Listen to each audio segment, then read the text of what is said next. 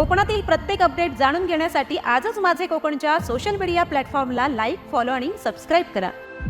रत्नागिरी जिल्ह्यातील खेड शहरावर जगबुडी नदीच्या पुराचे मोठे संकट ओढवू लागले.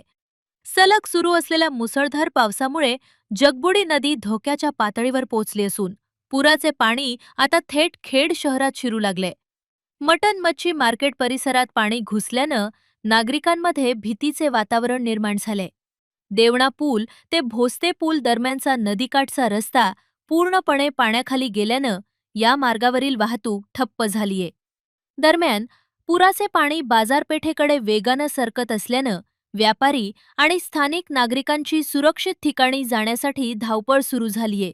प्रशासन परिस्थितीवर बारकाईनं लक्ष ठेवून असून नदीकाठच्या नागरिकांना सतर्कतेचा इशारा देण्यात आलाय.